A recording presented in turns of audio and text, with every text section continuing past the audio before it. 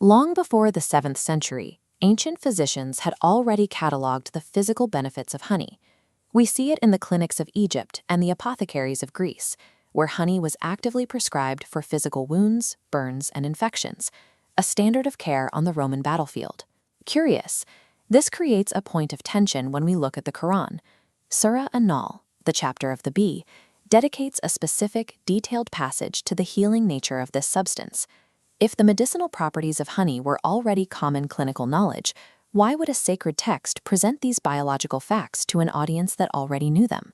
The passage shifts the perspective, moving past the physical recipe to reveal the intricate, hidden biological system that produces it. By examining the producer rather than just the product, the verse highlights a vast, unthinking biological programming, a form of divine inspiration that dictates the natural order. The text identifies 3 specific architectural environments for the colony: the rocky crevices of mountains, the hollows of trees, and the structures within human-made apiaries. These aren't arbitrary choices. A bee colony survives within extremely narrow ecological parameters. They cannot establish a hive in exposed ground, toxic air, or turbulent water. A successful colony requires physical protection from the elements, thermal stability, ventilation, and a dry, steady surface to anchor the weight of their wax combs.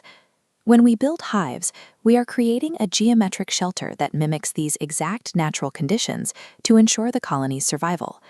These 3 categories represent the only sanctuaries capable of supporting the life cycle of the species.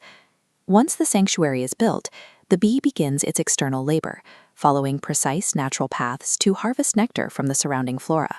This journey requires sophisticated sensory perception, memory, and geometric navigation to return to the hive across vast distances. Inside the hive, a rigorous transformation begins. The raw nectar is mixed with specific digestive enzymes, passed between workers, and systematically dehydrated until it reaches the chemical profile of honey. This complex manufacturing process results in the specific phrasing used in the text, a drink varying in colors. As this graph illustrates, the final color is a direct reflection of the environment, the specific botanical source, the local geography, and the mineral content of the soil. This variation is chemical as well as visual. Different colors correspond to fluctuating antioxidant levels and the varying antibacterial strength of the batch.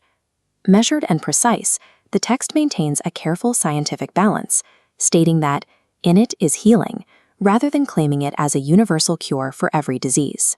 The bee acts as an unconscious master chemist, taking the scattered essence of nature and transforming it into a preserved healing compound.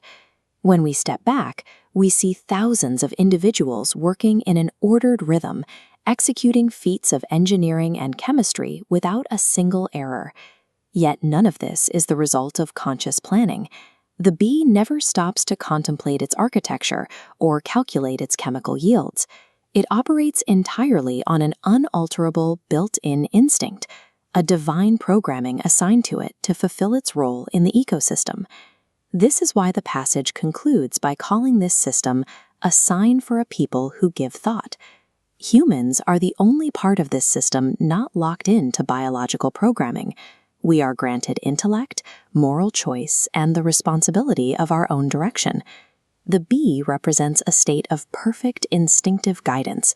The human being represents the weight of guided freedom. A drop of honey is more than a remedy.